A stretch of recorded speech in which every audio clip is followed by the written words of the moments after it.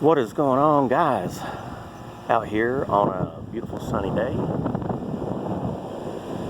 Got some clouds in the sky, but it is nice and blue. Right now, you would never know all the craziness that is going on in this world, because it is very peaceful right now. So, anyway, guys, I'm out here at a condo complex. And we've got a variety of units here. We've got a carrier style over here. Got an older Goodman / almost Janitrol. And over there, we've got two matching Goodmans. I just did a check and clean on that one. Found a weak 7.5 on the blower assembly inside, so I swapped that out for the lady and took care of that. And then a good old Bard, still kicking. That thing came on and suction line was sweating good. It was beer can cold. Must be full of blue on. But over here, we've got a Maytag. We put this system in. And there's a couple of things that they do a little bit differently on these that can throw you for a little bit of a snafu. There's a board inside of there, and that thing will be flashing an exclamation point. And nowhere on the back of this dang door panel does it tell you what an exclamation point is. So you're scratching your head thinking something's wrong, because normally if you saw an exclamation point, you would think that means a problem, but that just means that it's sitting there with no call. There's nothing calling, so there's just an exclamation point on the board. And then when it gets a call, then I think it flashes an SC, and I think that stands for short cycle, if I remember correctly. And then it'll kick on and come on. But then the other thing weird that they did, the defrost control board, because this is a heat pump, the defrost control board, you know how you have to run your W through the outdoor unit, so whenever the unit goes into defrost, you're going to send 24 volts back through your W wire to the indoor unit to energize your electric heaters during defrost. And that's very important. If that's not happening, then the homeowner is not happy with this heat pump at all, because every hour that son of a gun is going to start blowing ice cold air conditioned air with no electric heat.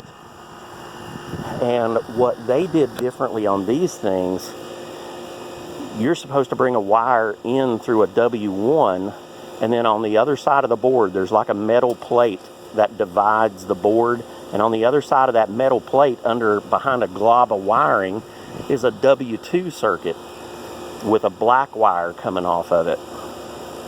And a lot of guys didn't know that you were supposed to hook that up, because that's carrying the signal back to the indoor unit. It is not going through the W wire. You can actually put your meter on that thing, and you'll see the 24 volts pop up on W2 whenever this thing goes into defrost. So that kind of became an issue, and guys had to go back and check every one of these things that were put in, because they just didn't know you were supposed to hook that wire up. So why they did that, I don't know. It's kind of stupid. York did that. York used to do that back in the day through a terminal 60 and a 66. And they were actually keeping the electric heat off if it was above a certain temperature outside.